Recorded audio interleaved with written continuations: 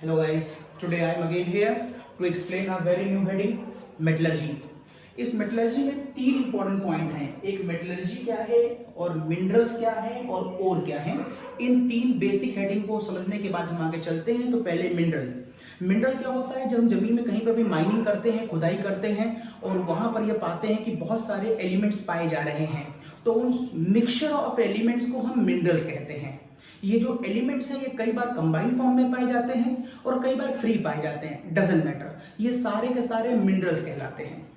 अब किसी एक मिनरल से जिसके अंदर कई सारे एलिमेंट हैं, मान लीजिए एक मिनरल के अंदर कॉपर भी है, जिंक भी है, गोल्ड भी है और Fe भी है। इन सारे कंबाइंड फॉर्म को हमने कहा कि ये मिनरल है, ये मिक्सचर ऑफ एलिमेंट है। अब अगर इस मिक्सचर ऑफ एलिमेंट से सपोज करो हमें गोल्ड बाहर निकालना है, और इस गोल्ड को बाहर निकालने के लिए जो मैंने फैक्ट्री लगाई उस पर कॉस्टिंग आ रही है 1,00,000 रुपए पर 10 ग्राम की, तो मुझे ये बहुत महंगा पड़ रहा है क्योंकि बाजार में ये 30,000 35,000 रुपए पर 10 ग्राम पे मिलता है। तो हम 1,00,000 रुपए में निकाल करके बाजार में कहाँ बेच पाएंगे? लिहाजा ये प्रोसेस वेस्ट जाएगा। मींस हम इस मिनरल से इस प्योर एलिमेंट को बाहर नहीं निकालेंगे क्योंकि ये इकोनॉमिकली फायदे का सौदा नहीं है।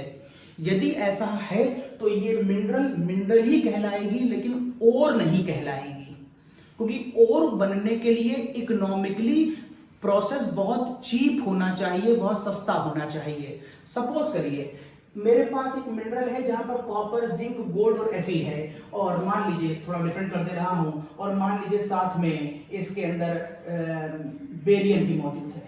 ये सारे लोग हैं, और जब मैंने यहां से गोल्ड को बाहर निकालने की कोशिश करी, तो यहां से जब मैंने माइनिंग करी और प्रोसेस शुरू करा, तो यहां से गोल्ड मात्र 5,000 रुपए की कॉस्टिंग में निकलता है 10 ग्राम।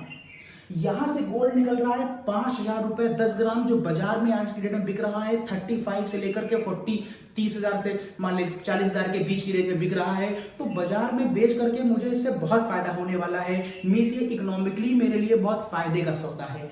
उस समय मैं इस मिनरल को ओर कहूंगा, और ये किसकी ओर कहलाएगी? ये उस एलिमेंट की ओर कहलाएगी जिस एलिमेंट को हम वहां से इकोनॉमिकली निकाल रहे हैं। तो इसमें है तो बहुत सारे एलिमेंट, लेकिन और उसी की होगी जिसको हम निकाल रहे हैं, और हम निकालते हैं उसी को हैं जिसकी परसेंटेज वहां पर ज्यादा होती है और जो इकोनॉमिकली हमें सस्ता बैठता है। तो हमने अब बता दिया मिनरल और ओर।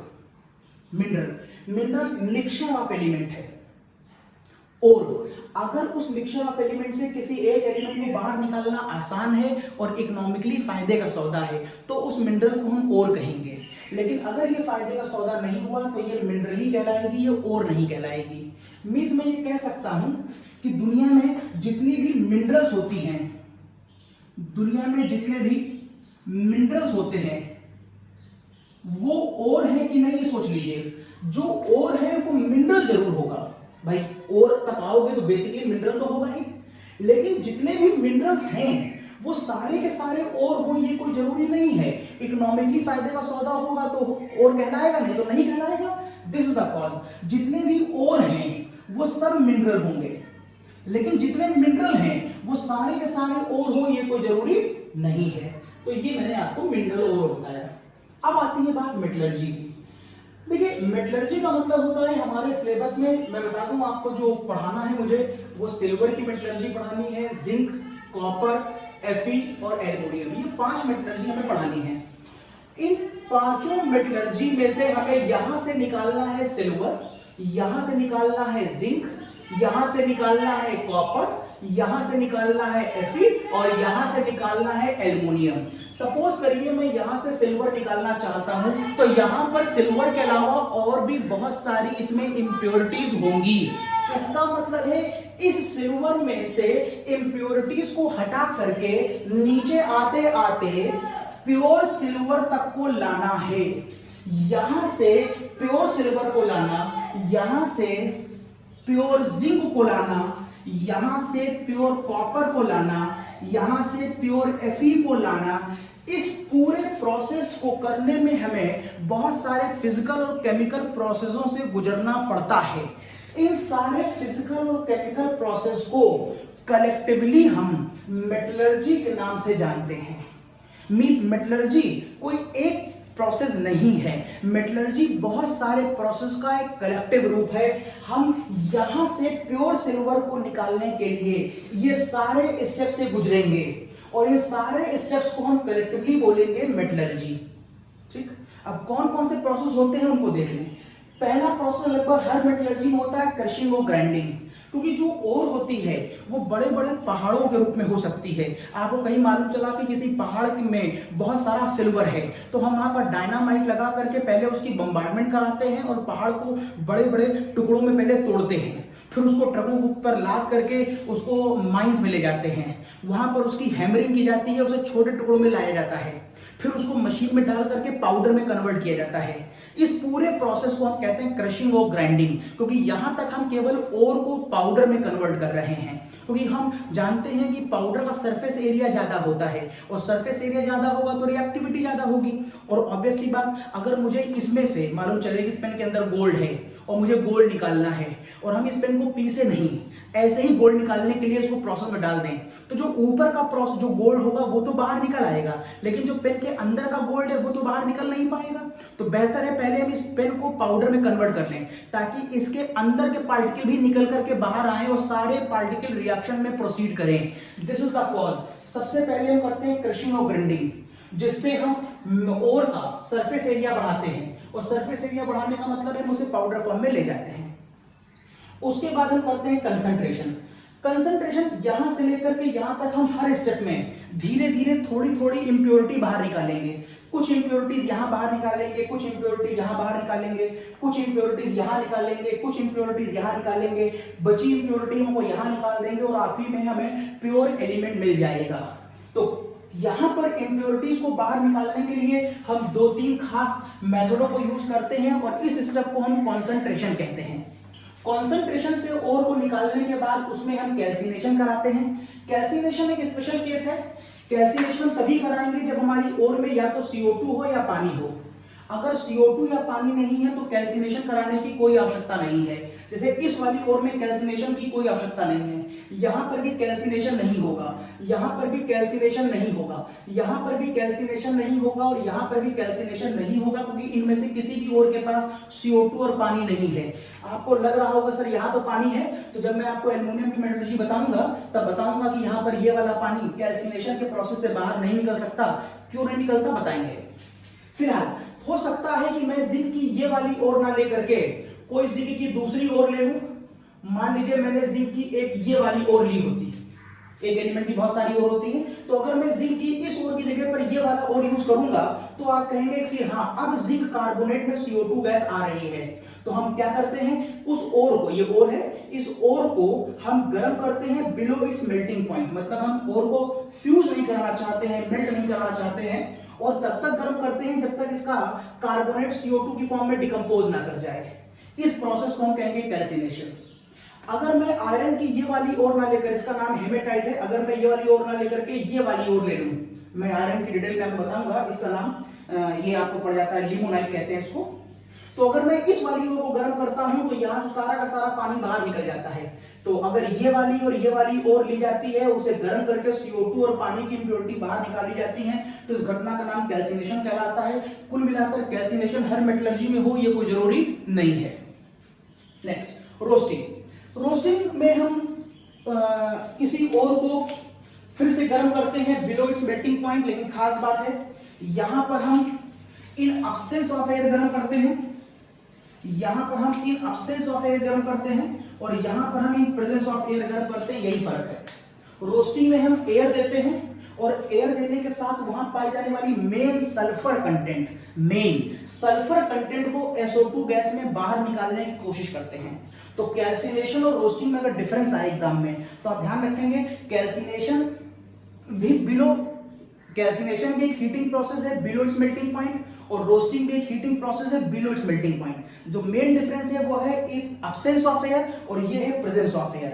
एक और मेन डिफरेंस है, यहां पर हम इंप्योरिटी ऑफ CO2 और वाटर बाहर निकालते हैं, जबकि यहां पर हम इंप्योरिटी ऑफ SO2 गैस बाहर निकालते हैं। और एक और काम हो जाता है रोस्टिंग में, जो आपकी ओर होती है वो इस प्रोसेस में मेटल ऑक्साइड में कन्वर्ट हो जाती है, ये एक खास और प्रोसेस है। तो रोस्टिंग को आप ऑक्सीडेशन प्रोसेस भी कह सकते हैं। इस प्रोसेस को भी हर मेटलर्जी में कराया जाए ये कोई जरूरी नहीं है। ये प्रोसेस वही होगा जिस मेटलर्जी में सल्फर कंटेंट होगा। जैसे यहां पर रोस्टिंग हो सकती है, बताऊंगा यहां पर क्या होगा जब सिल्वर की बात करेंगे। यहां पर रोस्टिंग हो सकती है, यहां पर रोस्टिंग हो सकती है, लेकिन यहां पर सल्फर कंटेंट नहीं है, रोस्टिंग नहीं होगी। यहां सल्फर कंटेंट नहीं है, रोस्टिंग नहीं होगी। This is the cause. आपको और को देख के ही समझ में आ जाएगा कि कहां कैल्सिनेशन होगा और कहां रोस्टिंग होगी। उसके बाद आता है स्मेल्टिंग। चूंकि आप ओर को ऑक्सीडाइज करा चुके हैं जिसमें ऑक्सीजन आपको दिखाई दे रहा है, अब सीधी सी बात है, अगर इस O को बाहर निकाल दिया जाए तो मेरा प्योर एलिमेंट मेरे पास आ जाएगा, that is known as reduction. तो मेरे पास ये जो ऑक्सीजन दिखाई दे रही है जो ऊपर के प्रोसेस से आ गई थी, अब मुझे इस ऑक्सीजन को बाहर निकालना है। इस ऑक्सीजन को बाहर निकालने के लिए हमें ऑक्सीजन को बाहर निकालना कौन सा प्रोसेस कहलाता है? Reduction. Removal of oxygen is known as reduction. तो इस रिडक्शन को करने के लिए हमें कोई ना कोई रिड्यूसिंग एजेंट लगाना पड़ेगा। बहुत सारे रिड्यूसिंग एजेंट के ऑप्शंस हैं हमारे पास, जिसमें कार्बन के कंपाउंड्स मेरे लिए काफी इंपॉर्टेंट हैं। तो हम कार्बन लगाएं या कार्बन मोनोऑक्साइड लगाएं, ये हमको यहाँ चेक करना पड़ेगा। चूंकि इस प्रोसेस में हीटिंग का प्रोसेस बहुत इंपॉर्टेंट है, किस टेम्परेचर पे घटना होगी। यहाँ पर जिंक वाली रिएक्शन की घटना 1600 केल्विन पर होगी, इससे कम होगी या इससे ज्यादा होगी। ये वाली रिएक्शन देखिए देखने में बैलेंस लग रही होगी, और देखिए देखने में तो ये वाली रिएक्शन भी आपको बैलेंस लग रही होगी। तो मुझे ये चेक करना पड़ेगा कि दोनों रिएक्शन सही हैं या कोई एक सही है, टेम्परेचर 1600 देना है या कुछ और देना है। इन सारी बातों का डिस्कशन हम करेंगे स्मेल्टिंग में, स्मेल्टिंग और रिडक्शन में। कुल मिलाकर के एंड में जो मेटल ऑक्साइड होगा वो किस में कन्वर्ट हो जाएगा? वो मेटल में कन्वर्ट हो जाएगा। क्योंकि इस हेडिंग में टेम्परेचर का डिस्कशन काफी इंपॉर्टेंट है। हम इस हेडिंग में टेम्परेचर को बहुत डिटेल में डिस्कस करते हैं, और चूंकि टेम्परेचर को डिस्कस करते हैं तो टेम्परेचर का नाम क्या होता है? पायरो। और हम पढ़ क्या रहे हैं? मेटलर्जी। तो जिन मेटलर्जीज में स्मेल्टिंग कराया जाएगा उन मेटलर्जियों को नाम दिया जाएगा पायरोमेटलर्जी। हर मेटलर्जी में कैल्सिनेशन, हर मेटलर्जी में स्मेल्टिंग कराया जाए ये कोई जरूरी नहीं है, क्योंकि हम ओर को देखने के बाद ये डिसाइड करते हैं कि उसमें कैल्सिनेशन होगा कि नहीं होगा। ओर को देखने के बाद डिसाइड करते हैं कि उसमें रोस्टिंग होगी कि नहीं होगी। और वो देखने के बाद डिसाइड करते हैं कि उसमें स्मेल्टिंग होगा कि नहीं होगा। हाँ एक बात है, अगर कहीं पर हम रोस्टिंग करा रहे होते हैं, मतलब हमने ओर को उसके ऑक्साइड में कन्वर्ट कर दिया है, तो पक्का है कि हम उसका अगले स्टेप में रिडक्शन जरूर करेंगे। लेकिन हर मेटलर्जी में हम ये काम नहीं करेंगे। ये हम तभी करेंगे जब सल्फर होगा। जब सल्फर को हम इसमें कन्वर्ट करेंगे तब हम उसमें रिडक्शन करेंगे, और जब हम उसका रिडक्शन करेंगे तो डिसाइड करेंगे कि कौन सा रिड्यूसिंग एजेंट लगाएं। और जब रिड्यूसिंग डिसाइड करेंगे तो वहां टेम्परेचर का डिस्कशन भी डिटेल में समझना पड़ेगा। अभी मैं डिटेल में बताऊंगा आपको। क्योंकि टेम्परेचर को डिटेल में डिस्कस करना है तो टेम्परेचर पढ़ना है, मतलब पायरो, पायरो का मतलब हीट, पायरो ग्रीक वर्ड है हीट। और जब हीट का डिस्कशन मेटलर्जी में होगा तो नाम होगा पायरोमेटलर्जी। तो जिन मेटलर्जी में इस डिस्कशन को कराया जा रहा हो उन मेटलर्जियों का नाम होता है पायरोमेटलर्जी। और ये एग्जाम में खूब पूछी गई है कि पायरोमेटलर्जी किन किन मेटलर्जीज में होती है। तो जब हम लोग डिटेल में डिस्कस करेंगे तो देखिएगा पायरोमेटलर्जी आपको Fe में देखने को मिलेगी, पायरोमेटलर्जी आपको कॉपर में देखने को मिलेगी, और पायरोमेटलर्जी आपको जिंक में देखने को मिलेगी। मैं दिखाऊंगा इन तीनों में आपको इसका प्रोसेस को यूज करना पड़ेगा। और ये सब मैं क्यों कह रहा हूं देख लीजिए।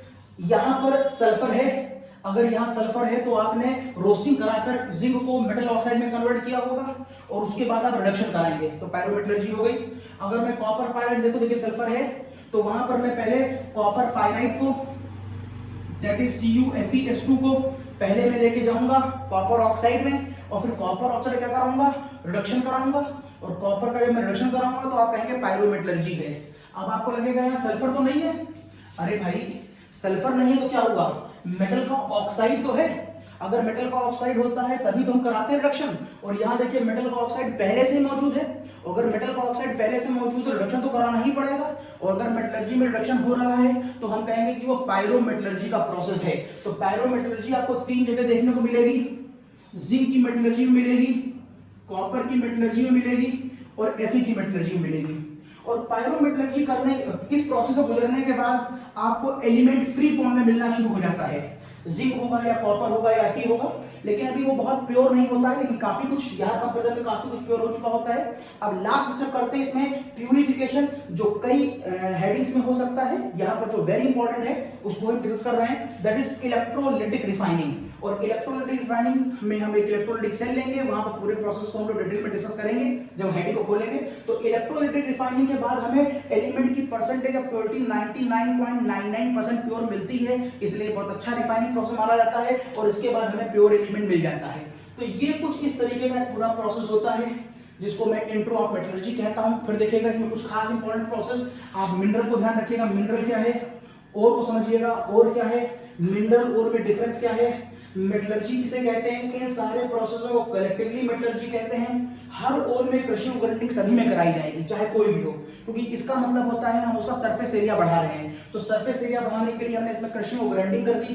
कॉन्सेंट्रेशन अभी मैं आपको अगले स्टेप में डिटेल में बताऊंगा। Main important floor flotation process पर गौर करिएगा डिटेल में, और लीचिंग पर करिएगा, इसका अभी मैं डिटेल डिस्कशन देता हूं। इस प्रोसेस के अंदर भी हम इंप्योरिटीज को हटाते हैं। उसके बाद ये प्रोसेस लगभग सभी में होता है, ये 4 प्रोसेस, इन 4 प्रोसेस में से कोई एक प्रोसेस हर मेटलर्जी में यूज किया ही जाएगा, हमेशा किया जाएगा। कैल्सिनेशन जरूरी नहीं है, अगर CO2 और पानी होगा तो निकलेगा, नहीं तो नहीं निकलेगा। रोस्टिंग जरूरी नहीं है हर मेटलर्जी में हो, सल्फर है तो रोस्टिंग होगी, नहीं तो नहीं होगी। अगर सल्फर है तो रोस्टिंग करने के बाद वो बना लेगा अपना ऑक्साइड। अभी यहाँ पर ऑक्सीजन है, सल्फर हट गया है लेकिन ऑक्सीजन आ गया है। अब आपको इस स्टेप में ऑक्सीजन भी हटाना है। ऑक्सीजन को हटाने का प्रोसेस है रिडक्शन, और रिडक्शन का नाम होता है, और रिडक्शन कराने के लिए हमें लगाना पड़ता है रिड्यूसिंग एजेंट। तो इसलिए इस प्रोसेस को हमने नाम दे दिया स्मेल्टिंग या रिडक्शन। इस प्रोसेस में टेम्परेचर का अपना काफी बड़ा कॉन्ट्रीब्यूशन है। किस टेम्परेचर पे घटना होती है ये हमें बहुत डिटेल में डिस्कस करना पड़ता है, क्योंकि टेम्परेचर का डिस्कशन डिटेल में होता है मेटलर्जी में। तो हेडिंग का नाम रख दिया गया पायरोमेटलर्जी। किन किन हेडिंगों में होगा, जिंक में, कॉपर में और Fe में पायरोमेटलर्जी डिस्कस की जाती है। इसके बाद जो इसके अंदर ऑक्सीजन था इस घटना में वो भी हट गया, और उसके हट जाने के बाद हमें जिंक प्योर फॉर्म में मिलेगा। हम यहाँ पर ये डिस्कस करेंगे कि रिएक्शन देखने में दोनों सही लग रही हैं, लेकिन इन दोनों में से कोई एक सही है और एक गलत है। ये सही और ये गलत है। ये सही और ये गलत क्यों है, इसको समझाने के लिए एक साइंटिस्ट आया, इसका नाम था इलिंगम। इलिंगम का डिटेल डिस्कशन मैं हेडिंग में दूंगा। उसके बाद हम करते हैं लास्ट में प्यूरिफिकेशन। प्यूरिफिकेशन कई मेथडों से किया जाता है, अभी फिलहाल मैं आपको केवल एक ही नाम बता रहा हूं, electrolytic refining. Now let's start the next heading, concentration. अब कंसंट्रेशन में मैं एक्सप्लेन करूंगा आपको फ्लोर फ्लोटेशन प्रोसेस। ये हटा रहा हूं मैं, कंसंट्रेशन में फ्लोर फ्लोटेशन प्रोसेस। देखिए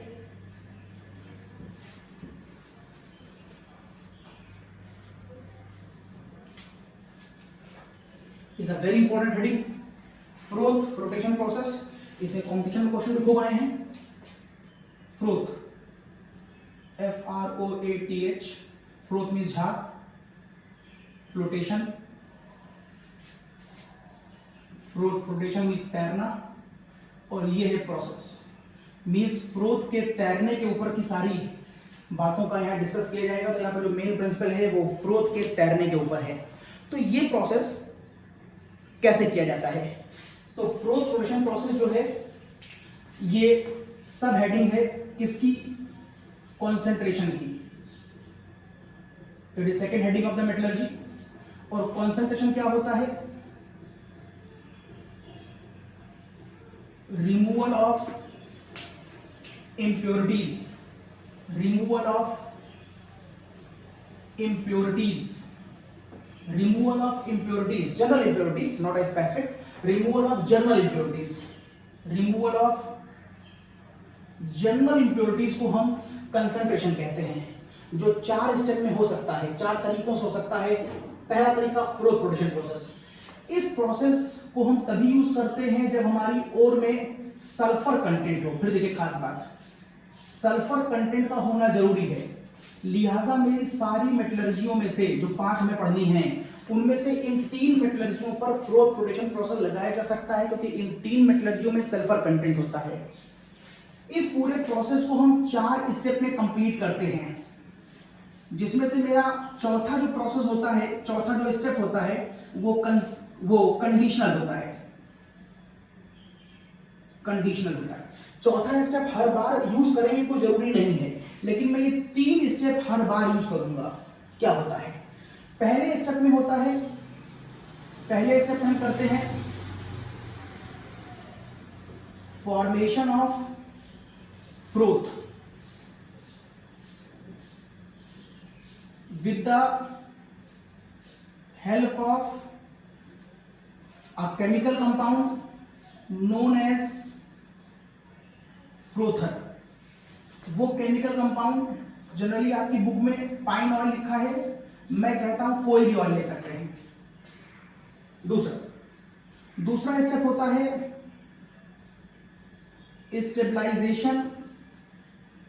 स्टेबलाइजेशन ऑफ फ्रूट। मतलब जो फ्रूट बना है वो कहीं तुरंत बर्बाद ना हो जाए, कुछ देर ठहरे, उसके लाइफ टाइम को, उसके टाइम स्पेन को बनाए रखने के लिए जो केमिकल कंपाउंड्स डाले जाते हैं उन्हें हम स्टेबलाइजर्स कहते हैं। उन्हें हम स्टेबलाइजर्स ऑफ फ्रूट कहते हैं। और इसके एग्जाम्पल्स हैं मेरे पास एनिलीन या क्रिसोल। फॉर्मूला सुना होगा आपने। ये है मेरे पास एनिलीन या ये है मेरे पास क्रिसोल। इतना लिख दूंगा तो फिनॉल कहलाता है, अगर यहां पर CH3 लगा दूंगा तो ये क्रिसोल कहलाता है। तो पहले हम फ्रोथ बनाएंगे, फिर फ्रोथ कहीं बर्बाद ना हो जाए उसको स्टेबलाइज रखेंगे, और उसके बाद आता है इसके अंदर कलेक्टर का काम। कलेक्टर क्या करता है? कलेक्टर करता है कलेक्शन ऑफ ओर। कैसे करता है बताऊंगा। फिलहाल इसका एग्जाम्पल है पोटेशियम एथिल जेंथेट। पोटेशियम एथिल जेंथेट जिसका फॉर्मूला होता है C2H5O CS कुछ इस तरह का होता है। ये सोडियम एथिल जेंथेट लिख दिया है, अगर मैं यहाँ K लगा दूंगा इट इज पोटेशियम एथिल जेंथेट। बताऊंगा भी कैसे काम करता है। फिर जो चौथा स्टेप है कंडीशनर है, कोई जरूरी नहीं कि हर बार किया जाए। फिलहाल इस स्टेप को हम कहते हैं डिप्रेसेंट, या फिर हम इसे कहते हैं एक्टिवेटर। ये क्या करता है बताएंगे। यहां पर जो इसका बहुत अच्छा एग्जाम्पल है वो NaCN और कॉपर सल्फेट है। कैसे वर्क करता है बताएंगे। फिलहाल अब मैं स्टेप बाय स्टेप शुरू करता हूं। क्या करते हैं यहां पर देखिएगा। सबसे पहले हम जो मेरा स्टेप नंबर 1 हो चुका है, मतलब मेरी ओर जो है वो पाउडर फॉर्म में जा चुकी है, पाउडर फॉर्म में। तो हम एक वेसल लेते हैं और उसके अंदर पानी डाल देते हैं। ये देखिए पानी, और अपनी इस ओर को हमने इसमें डाल दिया। मान लो मेरी ओर कौन है? Zinc sulphide. मेरी इस ओर में, ओर का मतलब है metal with a lot number of impurities. तो मैंने मान लिया यहाँ पर इंप्योरिटी के नाम पर, यहाँ पर सॉइल है, यहाँ पर बहुत सारी अदर इंप्योरिटीज हैं, B है, C है, D है, बहुत सारी इंप्योरिटीज हैं। कुछ नोन है कुछ अननोन है, बहुत सारी इंप्योरिटी पड़ी हुई है। हमने इस पूरे ओर को, जिसमें मेरा मेटल है और बहुत सारी इंप्योरिटीज हैं, इस मिक्सचर को उठा करके जो पाउडर की फॉर्म में है उसको पानी में डाल दिया। अच्छी तरह डिसॉल्व हो जाए इसके लिए हमने इसको स्टिर किया, और स्टिर करने के लिए हमने इसके अंदर कोई रोटेटर लगा दिया जो इसको स्टिर कर रहा है, जिसको हम कह सकते हैं ये स्टाइनर हो गया। और इस स्टाइनर की वजह से मैंने इसको अच्छी तरह मिक्स कर लिया। ये इसका स्टेप नंबर 1 हो गया। चूंकि ये पूरी अच्छी तरह मिक्स हो गया है तो मैं ये भी कह सकता हूं कि यहां पर जो मेरी ओर है ये वाटर में डिसॉल्व कर गई है। ये वाटर में डिसॉल्व कर गई है, मतलब यहां पर जो मेरी ओर का मेन पार्ट है ये हाइड्रोफिलिक है, क्योंकि मुझे दिख रहा है ये डिसॉल्व कर गया। अगर ये हाइड्रोफिलिक नहीं होता तो ये डिसॉल्व नहीं करता। तो यहाँ पर एक थोड़ा सा हिंट हमारे लिए इंपॉर्टेंट है, आगे काम आएगी, कि जो मेरी ये इनिशियल ओर है ये पानी में डिसॉल्व हो जाती है। ओके, मेरा स्टेप नंबर 1 के बाद मैं क्या करता हूं, स्टेप नंबर 2। जब मैंने इसको डिसॉल्व कर लिया तो यहां पर अभी मेरे पास पानी था, मेरी ओर थी। अब मैं मिला दूंगा इसमें पाइन ऑयल। पाइन ऑयल जो कि सस्ता मिलता है, इजीली अवेलेबल है, इसलिए साइंटिस्टों ने यहाँ पर पाइन ऑयल लिया है। आप कोई भी ऑयल ले सकते हैं, क्योंकि ऑयल का यहाँ पर मेन काम है, ऑयल का यहाँ पर मेन काम है surface tension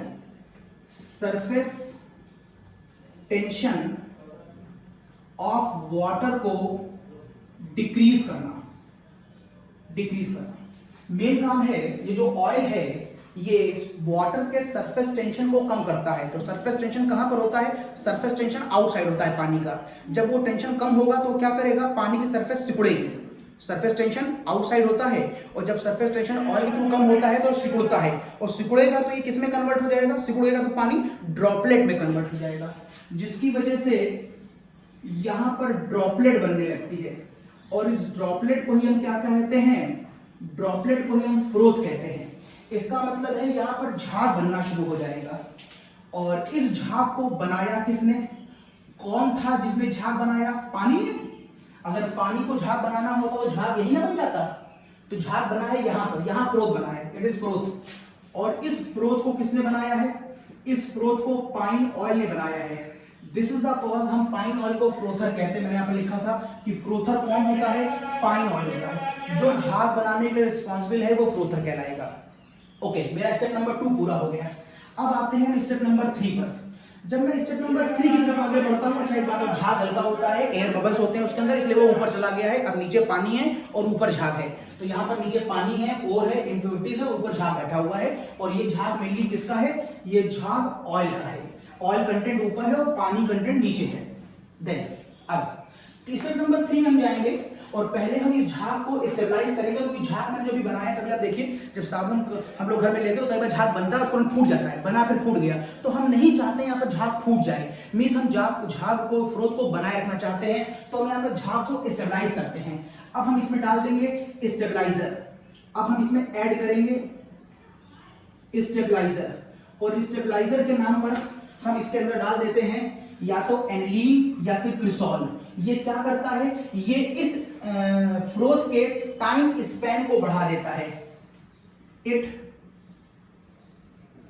increases time span और लाइफ टाइम ऑफ फ्रोथ, ताकि ये बनते ही तुरंत टूट ना जाए, क्योंकि हमें फ्रोथ का ही काम है। अगर फ्रोथ खत्म हो जाएगा तो फिर मेरा सारा प्रोसेस खत्म हो जाएगा, इसलिए हम फ्रोथ को बर्बाद नहीं होने देना चाहते। आपको यहाँ पर ये गौर करने की आवश्यकता नहीं है कि एनिलीन और क्रिसॉल ऐसा क्या करता है जिससे फ्रोथ बना रहता है, उस पर हमारा डिस्कशन का पार्ट नहीं है। फिलहाल सिर्फ इतना याद करने से आपका यहाँ से कॉम्पिटिशन तक काम चल जाएगा कि वो कौन से कंपाउंड हैं जो फ्रोथ का टाइम स्पैन बढ़ाते हैं, वो एनिलीन और क्रिसॉल है। देन अब आता है सबसे इंपॉर्टेंट पार्ट, कलेक्टर। ये हो गया मेरा पॉइंट नंबर 3, जिसमें मैंने स्टेबलाइजर मिलाया था। अब मैं जा रहा हूं पॉइंट नंबर 4 की तरफ। पॉइंट नंबर 4 में मैं मिलाने जा रहा हूं potassium ethyl xanthate. This is your potassium ethyl xanthate. जरा यहां पर गौर करिएगा, इस प्रोसेस में जो एथिल वाला पार्ट है ये नॉन पोलर पार्ट है, it is non polar part. और जो आप ये वाला पार्ट देख रहे हैं ये आपका पोलर पार्ट है। आपको बहुत अच्छी तरह मालूम होगा जो पोलर स्पीशीज हैं वो वाटर में सॉल्युबल होती हैं, और जो वाटर में सॉल्युबल होती हैं उनको हम हाइड्रोफिलिक कहते हैं। तो पोटेशियम एथिलजेंथेट का ये वाला पार्ट हाइड्रोफिलिक है, और जो नॉन पोलर होता है वो पानी में सॉल्युबल नहीं होता, और इस वाले पार्ट को इसीलिए हम हाइड्रोफोबिक कहते हैं। तो पोटेशियम एथिलजेंथेट में दोनों चीजें हैं, हाइड्रोफिलिक पार्ट भी है और हाइड्रोफोबिक पार्ट भी है, जिसको मैं ऐसे रिप्रेजेंट कर दे रहा हूं। ये स्ट्रेट लाइन इसके लिए है और ये जिगजैग लाइन मैंने इसके लिए दिखाई है। तो ये प्रेजेंटेशन मैंने बता दिया आपको पोटेशियम एथिलजेंथेट का।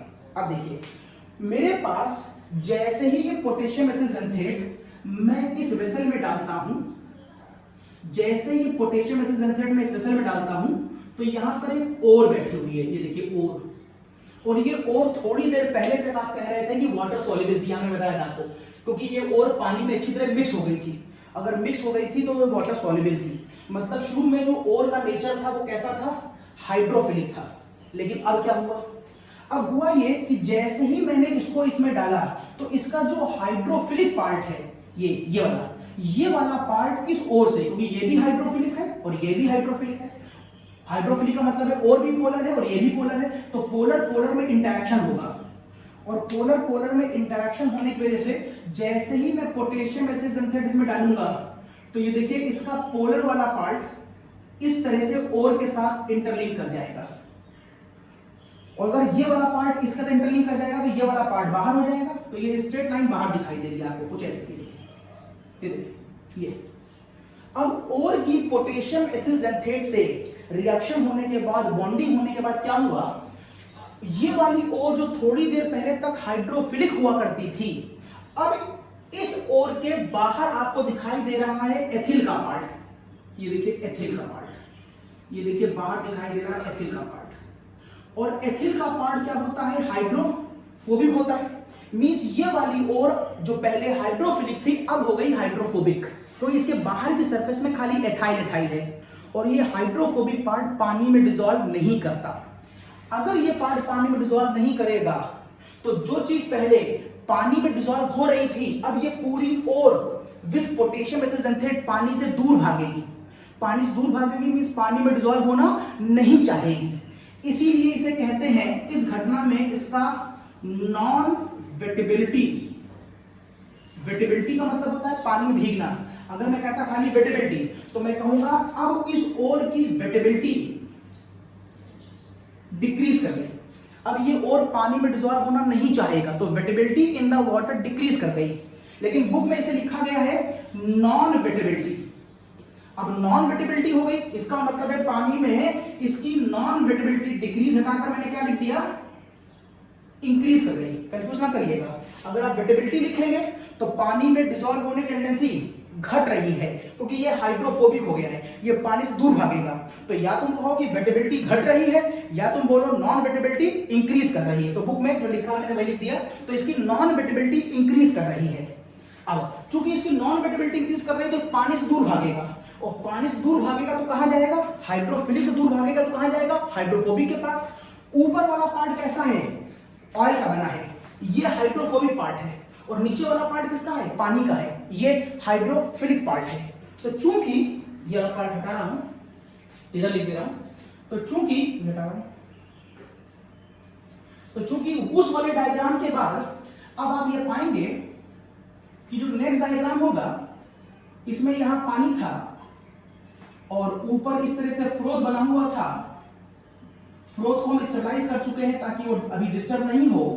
तो यहां की जो ओर थी अब वो यहां से ऊपर की तरफ भागेगी क्योंकि ओर हो गई है हाइड्रोफोबिक, और ऊपर का जो ऑयल पार्ट है ये भी हाइड्रोफोबिक है, तो हाइड्रोफोबिक हाइड्रोफोबिक की तरफ भागेगा।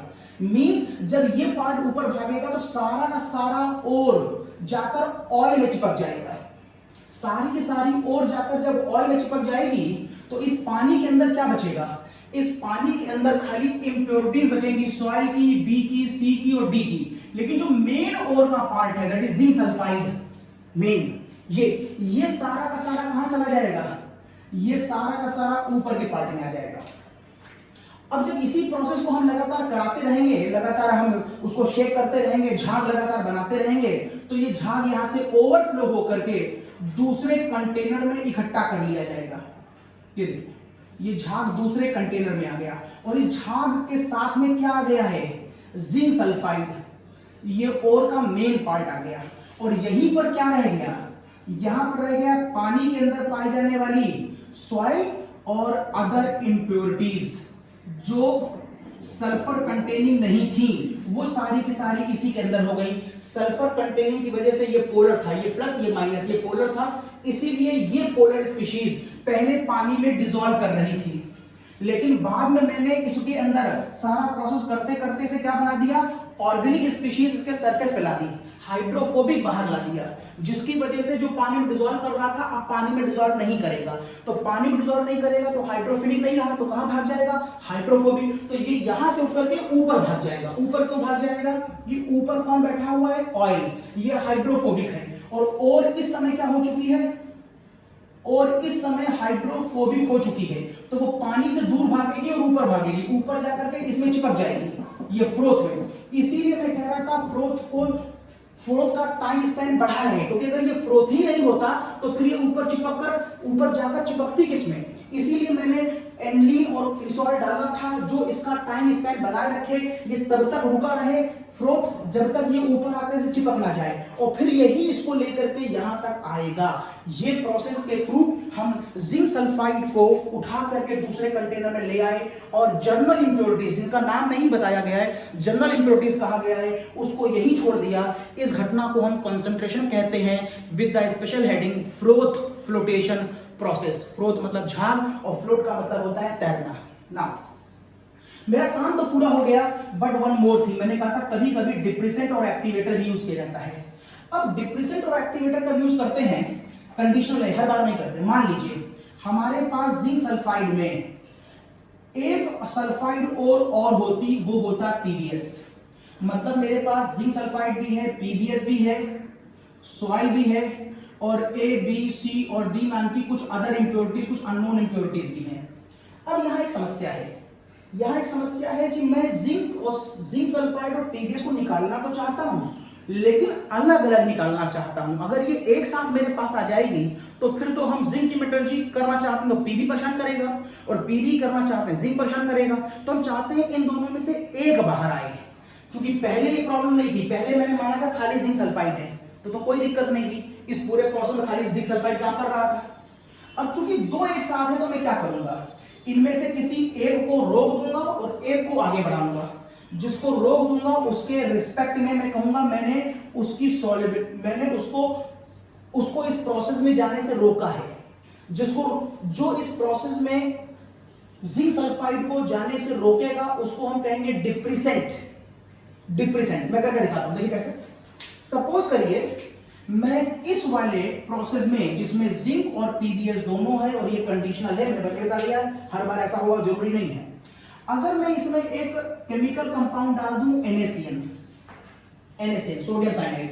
आप D block element quaternary chemistry पढ़ चुके हैं, वहां पर आपको पढ़ाया गया है cyanide is a very good ligand, और यहां पर ये देखिए zinc is a very good D block element. So there is a chance of a reaction between these two. तो यहां पर इसकी और इसकी रिएक्शन होने से जो कंपाउंड बनता है वो बनता है Na2ZnCN की पावर 4। और जब इन दोनों की रिएक्शन होगी, पीबीएस से नहीं होती इसकी रिएक्शन, और जब इन दोनों की रिएक्शन होगी तो इस कंपाउंड के साथ साथ बैलेंसिंग कर लीजिए 4CN के साथ, यहां पर शायद Na2S भी बनेगा। ये और जो कॉम्प्लेक्स कंपाउंड होते हैं ये वाटर क्या होते हैं, ये वाटर सॉल्युबल होते हैं। ये देखिए वाटर सॉल्युबल। इसका मतलब है जिंक सल्फाइड अपने इस नेचर को खो करके इस नेचर में कन्वर्ट हो जाएगा। इसका मतलब है इस प्रोसेस से में जिंक सल्फाइड गायब हो जाएगा, और जब जिंक सल्फाइड गायब हो गया तो बचा कौन, खाली पीबीएस। और जब खाली पीबीएस बचा तो इस पूरे प्रोसेस में कौन काम करेगा।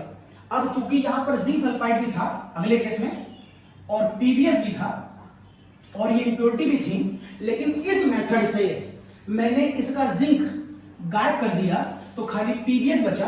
तो ये सारा प्रोसेस कौन करेगा, केवल पीबीएस करेगा। ये सारा प्रोसेस पीबीएस करेगा, तो यहां पर ऊपर कौन इकट्ठा होगा, पीबीएस।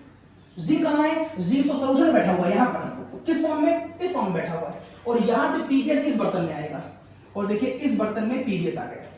जब ये करते करते सारा पीबीएस यहां चला जाएगा, पूरा मैं सेटिस्फाई हो गया कि सारा पीबीएस यहां पर आ गया होगा। अब मैं क्या करूंगा, अब मैं चाहता हूं कि जो जिंक मैंने बर्बाद कर दिया है उसको भी मैं वापस ले आऊं। अगर मैं चाहता हूं तो मैं क्या करूंगा, मैं इस कंपाउंड को जो कहां मौजूद है, इस पानी में मौजूद है, इसमें ये कंपाउंड कहां मौजूद है, इस पानी में। तो इस कंपाउंड में कोई ऐसा कंपाउंड डालूंगा जिससे जिंक बाहर निकल आए। तो मान लीजिए मैंने कॉपर सल्फेट डाल दिया, तो कॉपर सल्फेट क्या करेगा, यहां से जिंक के साथ रिएक्शन करके, यहां के साथ जिंक का रिएक्शन करके, आपको इसकी केमिस्ट्री नहीं दिखानी कैसे वर्क करेगा। मैं कोई भी कंपाउंड डालने पर यहां से जिंक बाहर निकाला, जिंक सल्फेट बना, इसके ऊपर रिड्रिल के रिएक्शन पे मैं नहीं जा रहा हूं, और फिर यहां से मैं क्या बना लूंगा, जिंक सल्फाइड। तो बाय एनी हाउ ये सॉल्ट वापस फिर मैं उसको जिंक सल्फाइड में कन्वर्ट कर दूंगा। मींस यहीं पर कुछ देर के बाद जिंक सल्फाइड फिर मैं बना सकता हूं, और जब जिंक सल्फाइड में दोबारा बना लूंगा तो इस प्रोसेस को मैं दोबारा करूंगा। तो अब पीबीएस तो खत्म हो चुका था, अब वापस मुझे फिर क्या दिखने लगेगा, अब वापस मुझे फिर जिंक सल्फाइड दिखने लगेगा जो मैंने अभी निकाला है, और फिर इस प्रोसेस को करूंगा पूरा, और फिर पूरा करूंगा। तो अब की बाहर कौन आएगा, अब की बाहर आएगा जिंक सल्फाइड। इसको इस बर्तन में नहीं, दूसरे बर्तन में, इसको दूसरे बर्तन में इकट्ठा करूंगा, और दूसरे बर्तन में इकट्ठा करूंगा तो जिंक सल्फाइड इस बर्तन में आ जाएगा। इस तरीके से पीबीएस अलग चला गया और जिंक सल्फाइड अलग चला गया। तो this is the use of the depressant. जो डिप्रेसेंट है वो क्या करता है, इन दोनों में से किसी एक के फ्रोथ में जाने की संभावना को कम कर देता है। किसको कम किया है, जिंक सल्फाइड के पहले फ्रोथ में जाने की संभावना को कम किया। तो यहां पर NaCN किसके लिए डिप्रेसेंट हुआ, यहां पर NaCN जिंक सल्फाइड के लिए डिप्रेसेंट हुआ। या आप कह सकते हैं कि जिंक सल्फाइड के लिए डिप्रेसेंट हुआ, लेकिन पीबीएस के लिए एक्टिवेटर हुआ, क्योंकि मैंने एक की पॉसिबिलिटी कम कर दी है तो एक की पॉसिबिलिटी बढ़ा दी, इसीलिए हम इसे डिप्रेसेंट भी कहते हैं और एक्टिवेटर भी कहते हैं। मींस एक जिसके रिस्पेक्ट में हम उसे कम कर रहे हैं उसके साथ मैंने कह दिया डिप्रेसेंट, और जिसकी पॉसिबिलिटी हम बढ़ा रहे हैं उसके टर्म में मैंने कह दिया एक्टिवेटर। तो इस प्रोसेस का पूरा नाम था froth protection process. Last summary इसमें एग्जाम में क्या क्या आता है, इसमें एग्जाम में आता है what is the use of the pine oil, तो आप कहेंगे ये फ्रोथ बनाने के काम में आता है। दूसरा question what is the use of the aniline in cresol, तो आप कहेंगे ये उस फ्रोथ को स्टेबलाइज करने के काम में आता है, ये जल्दी डिकम्पोज ना हो जाए, क्योंकि अगर फ्रोथ खत्म हो जाएगा तो फिर ये और जाकर एड्सॉर्ब किसमें होगी। तीसरा इंपॉर्टेंट इसके अंदर था पोटेशियम एथाइलजेनेट, और केवल आप नाम मत याद रखें, स्ट्रक्चर देखें और पोटेशियम एथाइलजेनेट के पूरे प्रोसेस समझें। और पोटेशियम एथाइलजेनेट क्या करता है, वेटेबिलिटी ऑफ ओर बढ़ाता है कि नॉन वेटेबिलिटी ऑफ ओर बढ़ाता है। वेटेबिलिटी का मतलब है पानी में भीगना, वेटेबिलिटी पानी में भीगना। चूंकि ये हाइड्रोफोबिक हो जाता है तो ये पानी से दूर भागता है, तो वेटेबिलिटी नहीं नॉन वेटेबिलिटी, पानी से दूर भागने की घटना को बढ़ा रहा है, तो हमने कहा ये नॉन वेटेबिलिटी को बढ़ा देता है। और नॉन वेटेबिलिटी को बढ़ाने के बाद ये यहां से उठकर यहां पर आ जाता है और हम स्टिल लगातार करते रहते हैं, जिसके बाद झाग लगातार बनता जाता है और ओवर झाग ज्यादा बनने के बाद ये वो इस बर्तन से दूसरे छोटे वेसल में कलेक्ट किया जा सकता है, और इस तरीके से मेरा जिंक सल्फाइड और बाहर आ गया। फिर एक कंडीशन पॉइंट है डिप्रेसेंट, डिप्रेसेंट का एग्जांपल है NaCN, ये तब होगा जब मेरी ओर में 2 सल्फर और अवेलेबल हों और हम उनमें से एक को लाना चाहते हैं और एक को नहीं लाना चाहते हैं, तब हम डिप्रेसेंट और एक्टिवेटर को यूज करते हैं। ये कॉपी कर लें और मेरे इसके बाद नेक्स्ट हेडिंग होगी लीचिंग के बाद फ्रोथ के बाद लीचिंग पर डिस्कस करेंगे। कॉपी कर लें, इसके बाद लीचिंग।